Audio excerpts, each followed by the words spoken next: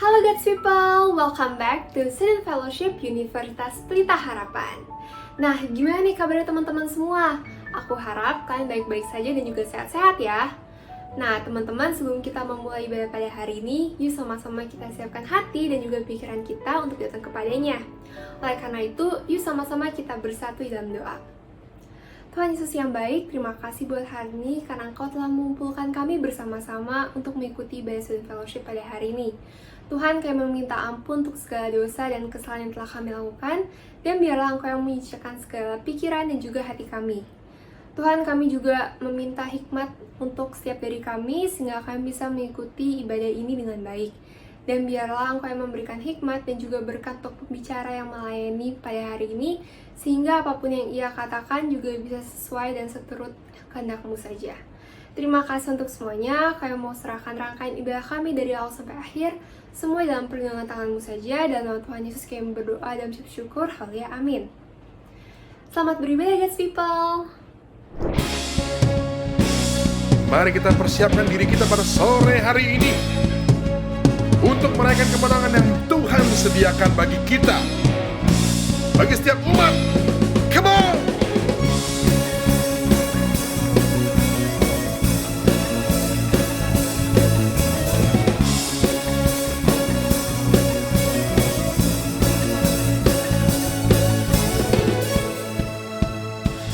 Pada siapa kau bandingkan perbuatannya yang heran? Tak ada kerajaannya yang terbesar, tak akan tergoyahkan. Semua musuh pun gemetar mendengar nama-Mu Tuhan. Sorak kemenangan, sungguh tak tertandingi, tak ada yang setara dengan-Mu. Hanya Yesus Tuhanlah yang terhebat, jauh melebihi dari penguasa di dunia. Kerajaan-Mu kekal.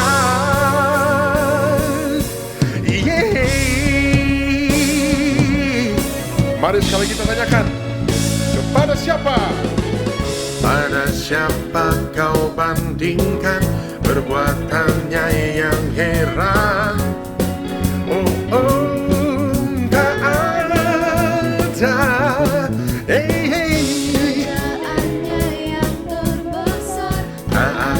Tergoyahkan. Semua musuh pun gemetar mendengar nama-Mu Tuhan. Sorak kemenangan, tak tertandingi, tak tertandingi, tak ada yang setara dengan-Mu.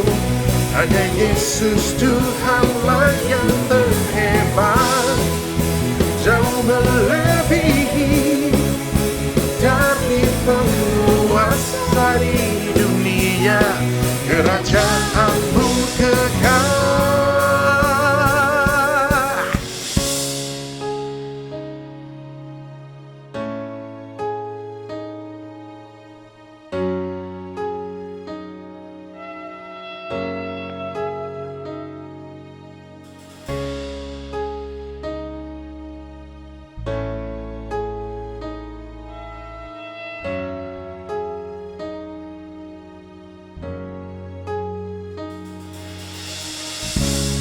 Tuhan kita adalah Tuhan yang tak tertandingi, Tuhan yang di atas segala Tuhan. Kuasanya menciptakan segala alam semesta, tidak ada kuasa yang lebih kuat daripadanya. Mari kita katakan sekali lagi, mari kita nyatakan sekali lagi, bahwa kita tidak akan takut, sebab Tuhan kita tak tertandingi. Sungguh tak tertandingi, tak ada yang setara dengan-Mu. Hanya Yesus Tuhanlah yang terhebat, jauh melebihi dari penguasa di dunia. Kerajaanmu tetap.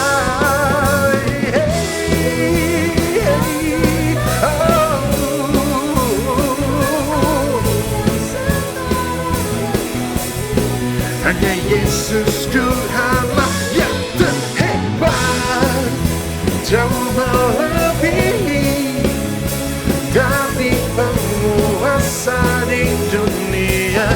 Kerajaanmu kekal.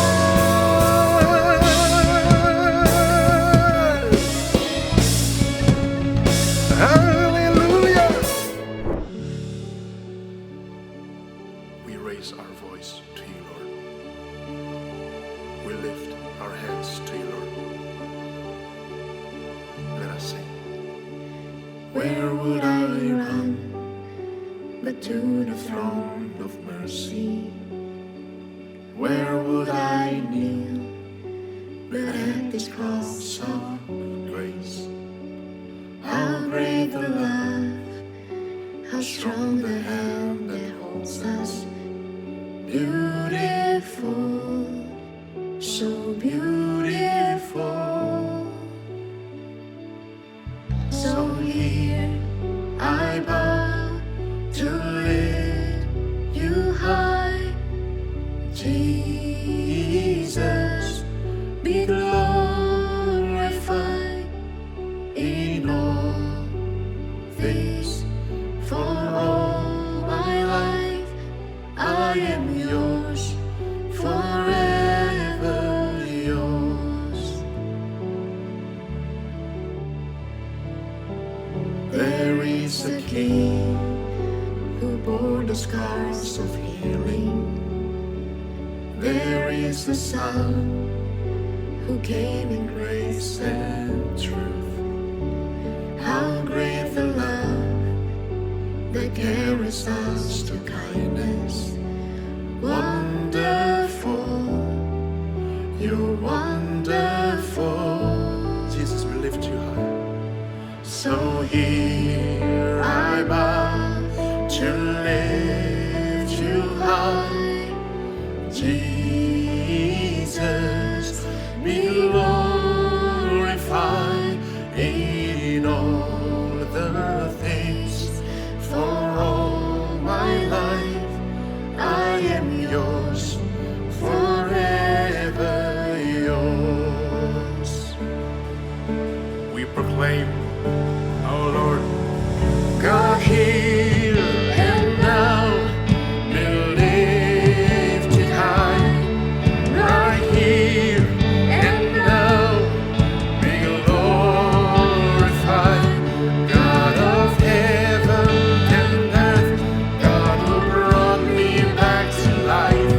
I am yours, forever yours. So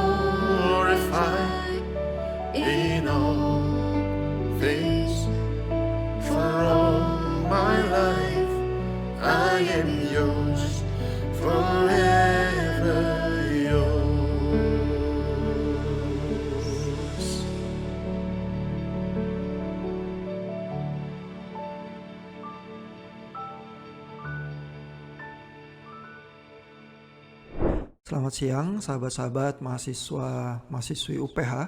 Siang hari ini kita akan merenungkan satu bagian kitab dari kitab Yosua di Perjanjian Lama. Ini kitab yang luar biasa interesting dan judul yang diberikan untuk kita renungkan berkaitan dengan jangan takut. Namun demikian, kitab ini mengandung berbagai hal yang jauh lebih mendalam daripada soal jangan takut menghadapi tantangan. Kita akan coba pelajari pelan-pelan apa yang kita bisa baca di dalam kitab yang sangat menarik dan sangat kompleks ini. Kita lihat di sebelah kiri ini ada peta zaman Yosua dan juga zaman Musa ya, bagaimana daerah Kanaan itu yang dijanjikan untuk orang Israel ini digambarkan di peta ini.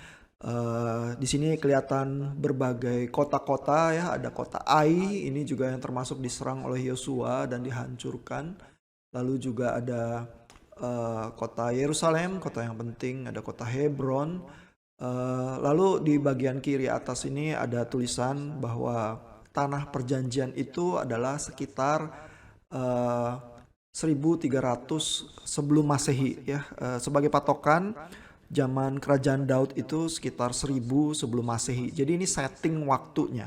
Ya, namun kitab Yosua juga kitab yang sangat menarik ya, karena di banyak bagian di kitab Yosua itu ada tulisan ini terjadi dan bahkan sampai pada hari ini ya, sehingga kita juga melihat indikasi bahwa kitab ini kemungkinan besar dikumpulkan dan ditulis di dalam bentuk akhirnya sudah di dalam zaman sesudah Yosua ya, sehingga penulisnya itu memberikan keterangan bahkan sampai pada hari ini ya, sehingga ada jarak jangka waktu yang mungkin bisa cukup jauh yang menjadi penanda apa yang terjadi di setting sejarah zaman Yosua ini. Bahkan kita bisa lihat juga sampai pada hari ini begitu ya, baik di dalam pembagian tanah maupun konstruksi masyarakat Israel dan seterusnya.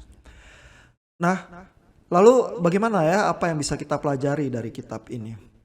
Ini tema yang diberikan untuk kita renungkan berkaitan dengan jangan takut dari Yosua 10 ya, pasal yang kita renungkan hari ini. Namun demikian kita akan melihat juga berbagai ciri khas dan bagian pasal-pasal lain dari kitab Yosua, sehingga kita bisa menangkap ya gambaran besar pesan dari kitab Yosua itu seperti apa. Di dalam Yosua 10 ayat 8 kita baca, berfirmanlah Tuhan kepada Yosua, janganlah takut kepada mereka sebab aku menyerahkan mereka kepadamu. Tidak seorang pun dari mereka yang akan dapat bertahan menghadapi engkau. Ya, sehingga pembina dari persekutuan mahasiswa ini mengambil tema jangan takut ya. Tetapi tentu bisa muncul banyak pertanyaan ya, kenapa tidak takut ya, dan tantangan seperti apa yang dihadapi, dan apakah ada alasan yang baik untuk tidak takut begitu ya. Karena seperti yang teman-teman sudah dengarkan mungkin di renungan-renungan yang lalu dari kitab Yosua, Pak Chandrahan misalnya menjelaskan bahwa rakyat Israel itu tidak dilatih untuk berperang ya. Mereka bisa dibilang pelarian budak ya dari Mesir, yang melarikan diri dari sana terus harus melawan bangsa-bangsa besar ini ya di Kanaan yang memang terlatih, punya banyak tentara dan biasa berperang. Ya, sehingga respons yang wajar ya takut begitu ya. Sehingga kalau jangan takut itu butuh alasan ya, mengapa tidak takut ya. Lalu di ayat 42 ini di situ ada indikasi ya, dan tertulis semua raja ini dan negeri mereka telah dikalahkan Yosua sekaligus ya. Jadi kisahnya kisah perang yang dimenangkan oleh Yosua. Tapi ada penjelasannya, sebab yang berperang untuk orang Israel ialah Tuhan Allah Israel. Ya, sehingga kita mulai melihat ya di bagian-bagian kitab Yosua ini ada berbagai hal, berbagai nuansa yang pesannya tuh bukan cuma sekedar oh kamu jangan takut ya, melainkan kenapa jangan takut ya. Di ayat 42 ini ada alasan yang dikemukakan, karena yang berperang untuk Israel adalah Tuhan Allah Israel. Jadi jangan pikir karena Israel hebat ya bisa perang, Yosua menguasai berbagai strategi perang yang hebat, ya, jenderal perang yang hebat. Bukan itu semua, ya, melainkan karena Tuhan Allah Israel yang memberikan kemenangan itu. Ya, jadi kita mulai melihat kitab Yosua ini bukan kitab yang sederhana, ya, bukan cuma sekedar asal pesannya jangan takut, pokoknya kamu berhasil, ya, seperti yang banyak dikhotbahkan, melainkan ada hal yang tersimpan yang lebih dalam yang menjadi pesannya. Nah, ini kita lihat di Bilangan 33, ya, dan kitab Yosua, ya. Jadi kitab Yosua memang merupakan lanjutan dari 5 kitab Musa yang di awal, ya. Sehingga kita juga lihat ada pesan yang sebenarnya melanjutkan pesan yang disampaikan Tuhan kepada Musa. Namun kita juga bisa perhatikan ada perbedaan, ya, bagaimana pesan itu diwarisi di zaman Yosua. Ya, ini misalnya kita lihat dari Bilangan 33 ayat 53, ya. Ini dari ayat 50, ini pesan yang disampaikan kepada Musa, ya. Tuhan berkata kepada Musa di dataran Moab, di tepi sungai Yordan, di seberang Yeriko. Kalau kita lihat ini petanya, Moab itu di daerah sini. Kita lihat ini sungai Yordannya, ya. Jadi seberang dari sungai Yordan begitu, ya, yang ditulis di kitab Bilangan itu, ya. Lalu pesannya apa? Ayat 53. Kamu, ya, maksudnya Musa, ya, harus menduduki negeri itu dan tinggal di sana. Aku akan memberikan negeri ini kepadamu untuk menjadi milikmu. Ya, jadi di dalam Bilangan 33 ayat 53 Tuhan berpesan kepada Musa, kamu, ya, akan harus menduduki negeri itu.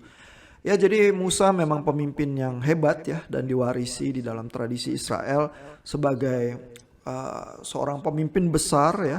Mungkin dari seluruh perjanjian lama tokoh yang paling besar itu Musa, ya, yang membawa Israel keluar dari tanah Mesir begitu, ya. Nah, tetapi kalau kita perhatikan pesannya di kitab Yosua, ya, ini kita bisa lihat dari Yosua 13 ayat 6, ya. Tapi Yosua 13 ayat 1 ini kita lihat pembukaannya, ya. Yosua menjadi tua dan lanjut umurnya. Lalu berkatalah Tuhan kepadanya, engkau menjadi tua dan lanjut umur dan negeri-negeri ini masih tertinggal sangat banyak untuk dimiliki. Ya, jadi belum selesai pekerjaannya, dan di ayatnya ini ayat ke-13, ya, setelah Yosua 10 bahkan dibilang masih banyak yang tertinggal dari tanah Kanaan itu yang untuk dimiliki, ya. Nah, lalu ayat 6 ini Tuhan berkata kepada Yosua, ya, sebagai lanjutan dari ayat 1 ini. Di ayat 6 tertulis, akulah, maksudnya Tuhanlah yang akan menghalau mereka dari hadapan orang Israel. Akan tetapi undilah dulu bagi orang Israel menjadi milik pusaka mereka seperti yang kuperintahkan. Ya, sehingga kitab bagian Yosua, ya, 12 pasal 12 13 ke belakang itu sifatnya adalah menceritakan tanah siapa yang akan diberikan kepada suku yang mana dari Israel begitu, ya. Tetapi yang menarik adalah di bagian ini kita lihat, ya, pesan Tuhan kepada Musa, kamu Musa harus menduduki negeri itu. Tetapi di zaman Yosua, maka pesan itu adalah menjadi Tuhanlah yang akan menghalau mereka dari hadapan orang Israel, ya. Sehingga jelas, ya, kitab Yosua itu pesannya adalah ini kalaupun tanah Kanaan ini dimiliki oleh Yosua, ini adalah hadiah dari Tuhan. Ini bukan karena Israel, bukan karena Yosua, ya, bahkan juga bukan karena Musa begitu, ya. Walaupun di kitab Bilangan itu disebutkan bahwa kamu, ya, Musa harus menduduki negeri itu. Tapi kan kita tahu kisahnya, ya, bahkan Musa sendiri tidak masuk, ya, ke dalam tanah Kanaan. Sehingga jelas, ya, pesan yang sentral mewarnai seluruh kitab Yosua adalah ini loh, tanah Kanaan ini pemberian dari Tuhan, ya, dan bukan karena kehebatan Israel, apalagi karena kehebatan perangnya Israel. Ya, karena kita ingat juga kisah Yosua mengalahkan kota semacam Yeriko yang digambarkan berbenteng sangat besar, itu bukan karena strategi perang dan kehebatan tentara Yosua, ya, melainkan Yosua menjalankan semacam ritual keagamaan, ya, mengelilingi tembok Yeriko sampai tembok itu runtuh, ya. Sehingga jelas ini bukan karena kehebatan Israel, ya, melainkan karena memang Tuhan yang bekerja, ya, di dalam hal ini. Nah, banyak pembaca kitab Yosua itu juga mencermati ya bahwa kitab ini penuh kekerasan. Ya karena di dalam peperangan yang digambarkan terutama di pasal 1 sampai pasal 10 ya dari kitab Yosua ini digambarkan bahwa Israel itu bumi hanguskan segalanya ya. Tidak ada yang dibiarkan lolos ya, seperti ini ya. Yosua 10 ayat 40 ya, pasal yang menjadi bagian perenungan kita juga hari ini ya. Di situ tertulis, demikianlah Yosua mengalahkan seluruh negeri itu, pegunungan, tanah Negeb, daerah bukit dan lereng gunung, beserta semua raja mereka. Tidak seorang pun yang dibiarkannya lolos, tetapi ditumpasnya semua yang bernafas. Artinya laki-laki, wanita, anak-anak, bahkan semua yang bernafas, artinya hewan juga semua ditumpas begitu ya. Seperti yang diperintahkan Tuhan Allah Israel. Nah buat masyarakat modern ya, penggambaran kekerasan yang demikian ini kadang mengganggu sensitivitas masyarakat modern ya, karena mungkin perang besar sejak Perang Dunia Kedua itu tidak sentral lagi ya di dalam sejarah manusia. Walaupun hari-hari terakhir ini kita mengamati Rusia yang sedang menyerang Ukraine, sehingga tiba-tiba seluruh sejarah Perang Dunia Kedua itu hadir lagi ya di hadapan mata kita, dan banyak analis yang terkejut ya dan bilang bahwa kita ini rupanya belum terlalu jauh ya dari sejarah kekerasan itu, karena Putin juga mengancam akan memakai senjata nuklirnya ya kalau diperlukannya, sehingga kita banyak umat Tuhan juga berdoa di hari-hari terakhir ini karena begitu banyak ya penderitaan yang disebabkan karena perang ini, dan satu serangan sepihak ya yang dilakukan oleh Rusia tanpa Ukraine itu melakukan serangan apapun ya terhadap Rusia di dalam hal ini ya, sehingga sejarah yang penuh kekerasan semacam itu dan teks yang seperti ini ya yang seolah-olah menggambarkan genosida yang diperintahkan oleh Tuhan sendiri itu mengganggu ya sensitivitas masyarakat modern begitu ya. Sehingga bagaimana ya kita harus membaca teks yang semacam ini ya. Nah, memang masyarakat modern berbeda ya dari masyarakat kuno. Namun sensitivitas itu juga bisa kita pahami lagi ya. Jadi misalnya berbagai ciri khas ya yang kita baca di kitab Yosua ya, itu terkait dengan bahwa Israel itu tidak berhak untuk jarahan perang. Ya misalnya di Yosua 6 ayat 21 ya, kita baca di dalam kisah Yeriko itu satu teks yang mirip seperti yang kita baca tadi di Yosua 10 ayat 40 bahwa Yosua dan Israel itu menghancurkan segala yang ada dari Yeriko. Ya, itu misalnya kita bandingkan bisa dengan Yosua 7 ya. Di situ ada kisah di mana Akhan itu tidak taat ya ketika menyerang Ai, lalu ada yang disimpan jarahan perang itu. Ya, dan Akhan itu di dalam kisahnya itu dihukum begitu ya. Sehingga di dalam kitab Yosua ini salah satu prinsip yang kita bisa baca ya adalah bahwa perang dan kemenangannya itu adalah dari Tuhan. Ya itu tadi jelas ya di dalam perbandingan dengan kitab Bilangan dan bahkan juga di dalam pasal 10 ayat 42 ini ya, sebab yang berperang untuk orang Israel ialah Tuhan. Sehingga di dalam kisah ya bahwa Israel itu menghancurkan segala sesuatu itu, di situ implisit pesannya adalah Israel itu tidak berhak untuk jarahan perang. Nggak boleh ambil hewan ternak yang ada di kota itu dan seterusnya begitu ya, karena sebenarnya sudah menjadi praktek yang normal di masyarakat kuno. Kalau perang, maka jarahan perang itulah yang menjadi incaran ya pihak yang menang perang ya. Sehingga bahkan di dalam masyarakat modern sekalipun ya, Rusia melawan Ukraine itu punya banyak sekali reaktor nuklir ya untuk pembangkit tenaga listrik ya. Bahkan kecelakaan yang besar di dalam reaktor nuklir yang paling terkenal di dalam zaman modern ini, yaitu Chernobyl, itu letaknya ada di Ukraine begitu ya. Jadi Ukraine itu punya sejarah yang sangat panjang, resources yang sangat banyak ya, sehingga Rusia ini mungkin mengharapkan dapat menguasai Ukraine ya, dan seluruh dunia akan membiarkan begitu saja sehingga Rusia dapat memakai Ukraine untuk daerah pertahanannya dia, dan bahkan juga menguasai seluruh sumber daya alam yang ada di sana begitu ya. Nah, jadi mengambil jarahan perang ya dan pampasan perang itu ya menjadi semacam harta yang dikuasai ya, itu sudah menjadi kebiasaan baik dari masyarakat kuno maupun masyarakat modern sekarang kalau melakukan perang begitu ya. Sehingga yang muncul di ayat ini sebenarnya yang dikisahkan adalah Israel tuh nggak berhak ya terhadap jarahan perang itu, karena seluruh penguasaan tanah ini pun ini dari Tuhan begitu ya.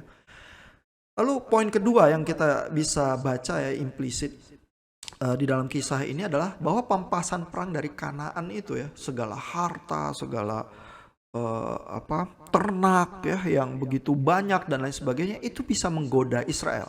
Ya, dan kita lihat ya di dalam kisah raja-raja, bahkan raja yang paling hebat dari kerajaan Israel ya, yaitu Salomo begitu ya, digambarkan tergoda ya dengan berbagai harta benda ya, dan bahkan karena itulah dia mulai menyembah allah-allah yang lain. Ya, sehingga bayang-bayang itu ya juga mewarnai ya kisah di dalam kisah Yosua ini ya. Sehingga ada satu larangan yang keras ya, mengambil tawanan dalam bentuk apapun, bahkan hewan ternak ya, karena itu akan menggoda Israel ya keluar dari ketaatan kepada Tuhan ya, membuat Israel tidak setia lagi kepada Tuhan. Ya, lalu yang ketiga ya, kita lihat juga ada nuansa ya bahwa di dalam perang yang terjadi digambarkan di kitab Yosua ini adalah satu perang melawan sistem yang tidak adil dan sistem yang jahat. Ya, jadi mungkin di dalam masyarakat modern kita udah agak terpisah ya dari sejarah perang-perang ya, mungkin puluhan tahun yang lalu perang yang sangat besar itu Perang Dunia Kedua ya. Tetapi kita masih bisa membayangkan ya kalau kita membaca sejarah, misalnya pasukan sekutu ya dan Amerika dan Inggris itu menyerang Hitler di Jerman. Ya, karena Hitler itu kekejamannya tampaknya tidak bisa dihentikan ya, menguasai, menyerang ya daratan banyak negara-negara di Eropa ya. Lalu juga bukan hanya itu ya, tapi membunuh ya banyak rakyat yang tidak bersalah ya, dan terutama orang Yahudi ya, yang diestimasi 6 juta lebih orang Yahudi itu menjadi korban kekejaman Perang Dunia Kedua di bawah kekuasaan Hitler.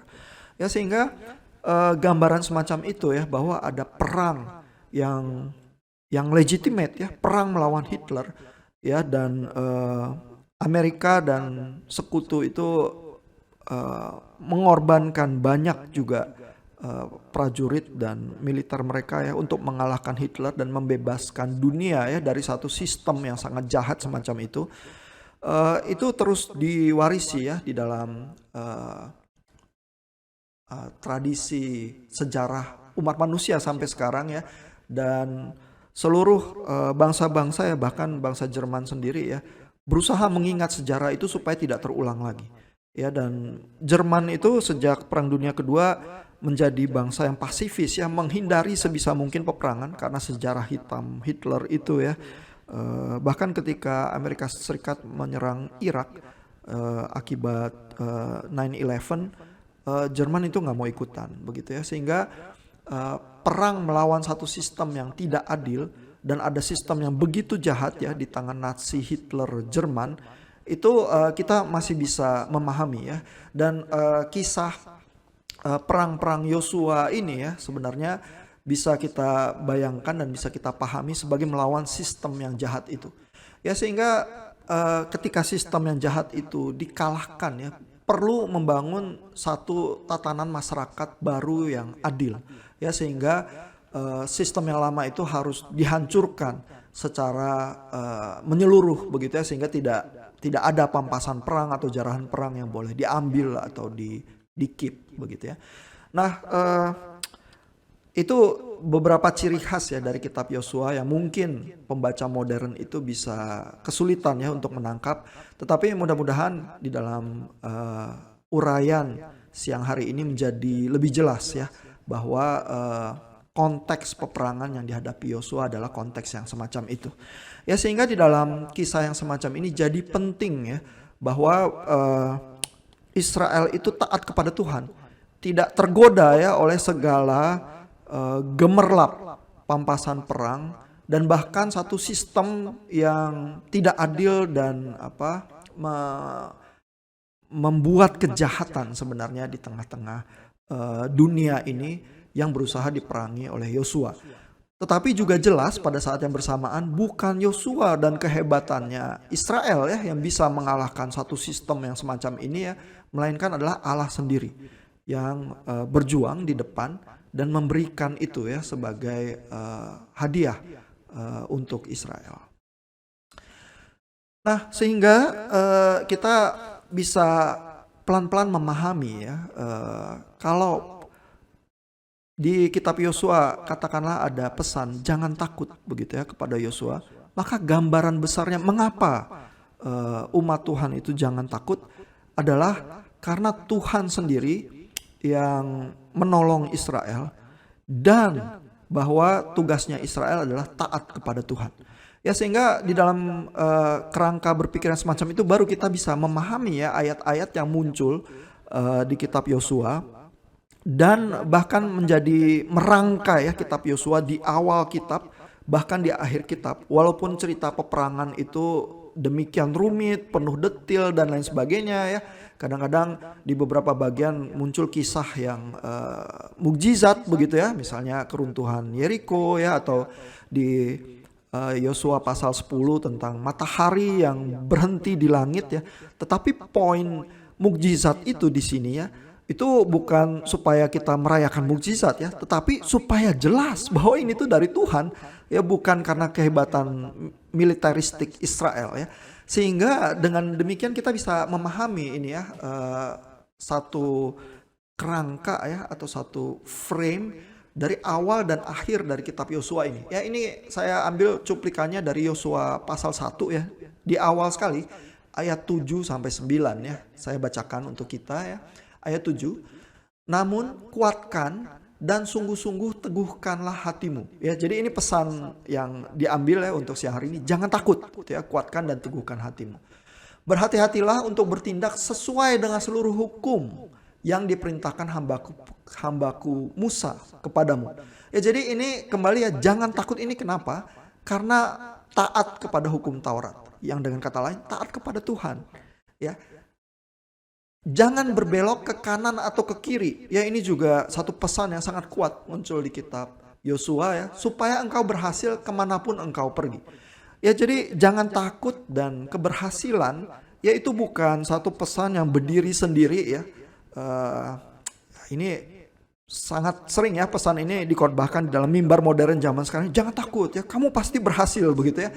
Melainkan di dalam kitab Yosua ya. Keteguhan hati dan keberhasilan itu selalu terkait dengan ketaatan Israel kepada Tuhan. Ya itu adalah bingkai utama di dalam kitab Yosua ini. Ayat 8. Lalu janganlah engkau lupa memperkatakan kitab Taurat ini dengan mulutmu, melainkan renungkanlah itu siang dan malam. Ya jadi kembali ya, sentral sekali di dalam pesan kitab Yosua ini adalah ketaatan kepada Taurat, yang adalah cerminan ketaatan kepada Tuhan. Ya supaya engkau bertindak hati-hati sesuai dengan segala yang tertulis di dalamnya. Sebab dengan demikian perjalananmu akan berhasil dan engkau akan beruntung. Ya jadi keberhasilan, keberuntungan ini semua semata-mata adalah karena akibat kebaikan Tuhan sendiri. Tetapi tugasnya Israel adalah taat kepada Taurat, setia kepada Tuhan, renungkan itu siang dan malam. Ya itu pesan utamanya Yosua. Ayat 9. Bukankah telah kuperintahkan kepadamu, kuatkan dan teguhkan hatimu, jangan takut dan gentar. Karena apa? Karena Tuhan Allahmu menyertaimu kemanapun engkau pergi. Ya sehingga kalau kita merenungkan ya, kalau umat Tuhan itu tidak takut dan tidak gentar ya, dan dengan penuh keberanian melawan ketidakadilan ya di tengah-tengah eh, kehidupan sehari-hari yang dihadapi ya. Itu sebenarnya bukan karena umat Tuhan tuh hebat ya. Umat Tuhan itu punya filsafat yang tinggi ya, memahami keadilan yang tinggi ya. Bukan itu yang digambarkan Yosua. Yang digambarkan Yosua adalah umat Tuhan itu taat, setia kepada Tuhan ya, dan segala keberhasilan itu ya, itu adalah pemberian Tuhan. Kalau umat Tuhan itu memilih untuk taat, memilih untuk menjalani jalan yang lurus itu dan mengusahakan keadilan Tuhan di tengah-tengah kehidupan ini. Ya, dan betapa sering ya godaan yang dihadapi juga adalah godaan yang dihadapi Yosua dan Israel di zamannya. Ya, bahwa harta kekayaan ya, pampasan perang ya, dan segala hal yang di dunia ini kelihatan baik. Ya, justru disitulah letak kesulitannya ya, godaan yang dihadapi itu karena berbagai hal itu adalah hal yang baik ya. Nah, kita bisa bayangkan ya, teman-teman mahasiswa yang kuliah di UPH ya, tahu situasi UPH ya, dan bahkan juga tahu ya singkatan yang lebih populer ya terhadap UPH ya. Saya nggak usah sebutkan di sini begitu ya. Tetapi teman-teman bisa dengan mudah ya menemukan berbagai video yang viral di YouTube ya, termasuk mahasiswa ya, yang terutama bragging ya soal kekayaan ya, soal uang jajannya berapa ya, kalau uang jajannya di bawah 10 juta nanti yang ngobrol di YouTube itu agak malu ya, karena nanti ada mahasiswa UPH yang mungkin dengan bangga dan senang ya, kenapa? Karena dia uang jajannya aja puluhan juta begitu ya. Jadi universitas tempat teman-teman ini kuliah ya, itu selalu menjadi tempat ajang bragging ya. Ke parkirannya ya, kampus ya, nanti bisa lihat ya mobil yang dahsyat ya parkir di sana begitu ya. Nah, kalau itu ya yang dibanggakan ya dari sebuah universitas ya, maka mungkin kita universitas yang agak miskin ya, karena cuma segitu tuh, dan itu yang viral ya kalau teman-teman lihat di YouTube ya. Universitas-universitas di Amerika ya, seperti Harvard, MIT, Stanford juga terkenal sebagai universitas yang mahal, tapi bukan itu kebanggaannya mahasiswa yang kuliah di Harvard, Stanford, dan MIT ya. Jadi kalau ternyata yang viral di Indonesia adalah kebanggaan kampus yang semacam itu ya, kita punya masalah yang cukup besar ya. Dan teman-teman mahasiswa akan juga tahu ya, kampusnya UPH di seberangnya mall ya, dan banyak makanan mewah dan sebagainya ya, dan kehidupan mewah dan bragging ya soal kekayaan itu ya, itu kehidupan sehari-hari yang dihadapi kita mahasiswa ya begitu ya. Dan bagaimana ya bersikap di tengah-tengah dunia yang memang seperti itu ya. Dan ya, apa benar ya kalau mahasiswa itu kuliahnya baik-baik ya, lalu berprestasi ya secara akademis ya, itu membanggakan ya. Apa jangan-jangan lebih membanggakan kalau bawa mobil mewah ke kampus ya, lihat baju atau tas yang dibawa, atributnya itu harganya aduhai begitu ya, dan itu yang mendapatkan views misalnya puluhan juta ya di YouTube begitu ya. Bukan persoalan akademis yang diusahakan dan diperjuangkannya. Nah, bagaimana kita hidup di dalam dunia yang semacam itu ya? Itu satu tantangan yang tidak ringan ya. Dan mungkin kalau kita rasa kita tuh tidak bersaing ya, tidak bisa bersaing dengan mahasiswa-mahasiswa kaya itu yang bragging ya, dan merasa satu-satunya alasan yang baik ke kampus adalah ke kampus ini ya yang hebat dan mewah ini adalah karena nanti bisa cari jodoh yang juga dari keluarga yang hebat dan mewah begitu ya. Nah, kalau itu alasan satu-satunya kebanggaan, mungkin kita memang harus ya merenungkan kitab Yosua ini lagi. Ya, karena buat Yosua dan Israel, mereka tahu kebanggaan mereka adalah karena kalau mereka setia kepada Tuhan. Ya, dan mempunyai satu nilai-nilai yang berbeda dari seluruh tanah Kanaan yang mereka diperintahkan Tuhan untuk menguasai.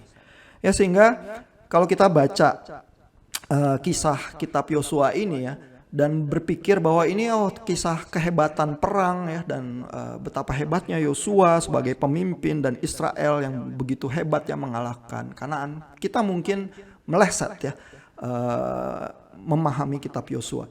Justru kitab Yosua bukan soal penguasaan tanah, justru kitab Yosua adalah soal penguasaan hati dan kesetiaan kepada Tuhan. Ya, ini kita baca lagi ya juga pesannya yang serupa di kitab Yosua ya, penutupnya. Jadi bingkai ya di awal, di seluruh kisah peperangan itu ya, bagaimana peperangan itu dilakukan, dan juga di akhir. Ya, ini pasal kedua terakhir ya di kitab Yosua, pasal 23 ayat 6 sampai 8. Kembali kita lihat ya, pesan Yosua itu sangat kuat ya, membingkai seluruh kitab ini ya. Ayat 6, kuatkanlah hatimu dengan sungguh-sungguh untuk memelihara dan melakukan semua yang tertulis dalam kitab Taurat Musa, agar kamu tidak menyimpang ke kanan atau ke kiri. Ya, kembali ya, pesan kitab Yosua adalah kuatkan hatimu. Ya, jangan takut, jangan silau ya. Kalau mahasiswa-mahasiswa UPH itu bragging di YouTube terus bilang ya uang jajannya itu lebih dari 20 juta sebulan ya. Karena bukan itu intinya kehidupan ya. Uang itu kan uang bapaknya. Ya, sedangkan mahasiswa UPH itu bergulat dan bergumul supaya bisa memahami kehidupan ya lewat keseluruhan perkuliahan dan tantangan akademis yang dihadapi di UPH yang tidak mudah, begitu ya. Kuatkanlah hatimu dan sungguh-sungguhlah memelihara, melakukan perintah Tuhan. Ayat 7, supaya kamu jangan bergaul dengan bangsa-bangsa yang masih tinggal bersama-sama denganmu, tidak mengakui nama Allah mereka, tidak bersumpah demi namanya, atau beribadah atau sujud menyembah kepada mereka. Ya, jadi ini mungkin satu tantangan juga yang dihadapi mahasiswa di dalam kampus seperti teman-teman mahasiswa yang ada di sini. Ya, jangan ya kamu itu terpengaruh dengan pergaulan itu ya, walaupun kelihatannya sangat berkilau, sangat mewah ya, dan seolah-olah ya bahwa memang itu loh keberhasilan hidup loh. Ya, coba teman-teman bayangkan ya, pernah nggak sih dengar, oh ya, saya pingin ya sebenarnya ya berteman dengan kelompok yang kaya itu. Kenapa? Karena nanti dapat kerjaan tuh gampang. Ya, dan nanti dapat posisi-posisi yang tinggi itu juga mudah. Ya, makanya di dunia semua orang tahu ya, jangan belagu ya sama orang yang memang lebih punya gitu ya. Karena nanti kapan-kapan kita butuh bantuannya ya, dan berteman dengan kelompok-kelompok itu kita bisa ya masuk ke posisi-posisi yang lebih baik begitu ya. Nah, seluruh pola kehidupan modern, bahkan bukan cuma zaman kuno seperti Yosua, itu polanya seperti itu. Dan kalau hanya itu yang kita pelajari di kampus begitu ya, ya mungkin kita memang nggak paham apa yang dituliskan oleh Yosua di sini. Ya, karena justru Yosua menuliskannya supaya kamu jangan bergaul ya yang semacam itu ya, dan kamu setialah kepada Tuhan. Nah, ini tidak berarti ya bahwa kita tuh menutup diri terhadap seluruh pergaulan apapun ya. Kitab Yosua juga di dalam kompleksitasnya yang menceritakan ya, misalnya ada orang-orang Kanaan yang akhirnya terasimilasi ya, masuk juga ke dalam sejarah Israel ya. Misalnya ada kisah pelacur bahkan ya di kota Yeriko ya, Rahab, yang di dalam serangan itu akhirnya diselamatkan begitu ya, dan menjadi tokoh yang penting juga ya di dalam sejarah Israel dan di dalam silsilah Mesias ya yang tertulis di kitab Matius bahkan begitu ya. Jadi seluruh sejarah yang tertulis di kitab Yosua itu memang gak simpel begitu ya. Ada juga kaum Gibeon ya di dalam satu kerumitan perjanjian dengan Israel. Israel itu ditipu, akhirnya juga masuk ya ke dalam sejarah Israel dengan caranya sendiri begitu ya. Jadi ada relasi pergaulan, bahkan orang-orang yang dari Kanaan itu terinklusi ya ke dalam sejarah Israel di dalam kerumitannya. Jadi bukan berarti bahwa pokoknya nggak bergaul sama sekali begitu ya, melainkan ada kerumitan tersendiri ya, bagaimana mengikut dan setia kepada Tuhan ya, di tengah-tengah seluruh tantangan dan zaman yang dihadapi oleh Yosua. Nah itu juga ya yang perlu kita pelajari ya. Memang jadi nggak ada rumus-rumus yang mudah ya. Tetapi message yang jelas sekali di kitab Yosua adalah setia kepada Tuhan. Ya di dalam seluruh kehidupan yang kita coba jalani dengan seluruh kerumitan pergaulannya. Ya dan di ayat 8 ini kita baca lagi ya, akan tetapi tetaplah melekat kepada Tuhan Allahmu seperti yang telah kamu lakukan sampai saat ini. Ya jadi ini keseluruhan kitab Yosua dari awal sampai akhir, dan di dalam seluruh kerumitan cerita peperangan yang terjadi itu ya dengan bangsa-bangsa di tanah Kanaan sebenarnya membingkai satu pesan yang seperti ini. Kamu melekatlah hatimu kepada Tuhan. Ya jadi ini kembali bukan soal penguasaan tanah, bukan soal kemewahan pampasan perang, bahkan juga bukan soal kecerdikannya bagaimana menguasai hidup, memenangkan peperangan ya, melainkan persoalan menguasai hati kita dan mengarahkannya kepada Tuhan. Ya, semoga ini memberkati kita semua dan menolong kita sama-sama bagaimana menghidupi kerumitan pergaulan kehidupan modern kita juga di kampus seperti kampus kita ini. Mari teman-teman, kita berdoa dan mohon kekuatan Tuhan. Bapa di surga, kami bersyukur untuk bagian-bagian firman yang boleh kami renungkan. Kami ingin menyerahkan seluruh tantangan kehidupan kami ini ke dalam tangan dan kuasa-Mu. Kami tahu betapa kami lemah dan bukan karena kekuatan kami bisa bragging dan membesarkan diri, melainkan karena kebaikan cinta kasih-Mu yang telah Engkau tunjukkan di dalam seluruh kehidupan kami. Biarlah kami belajar setia dan melekatkan hati kami kepadamu. Kami mohon belas kasihan-Mu dalam nama Tuhan kami Yesus Kristus. Amin. Hanya kuasa Tuhan yang sanggup menyembuhkan kita. Hanya kuasa Tuhan yang sanggup memenangkan kita. Karena Dia berada di sini. Mari kita nyanyikan.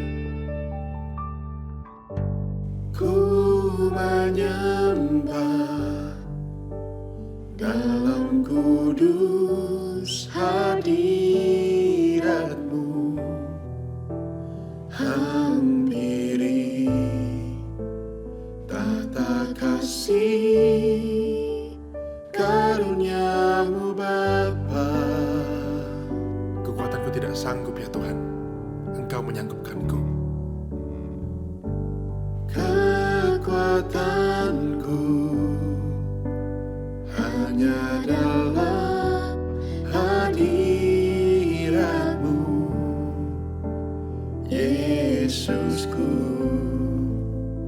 Hanya Kaulah segalanya.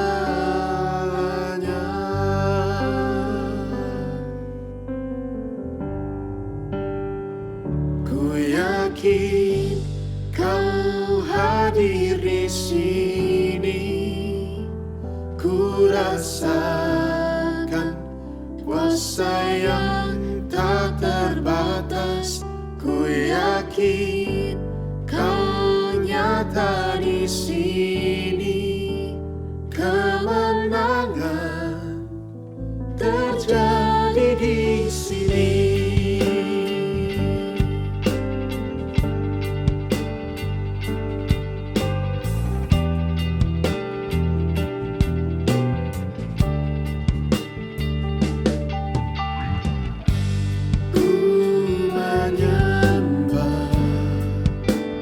Dalam kudus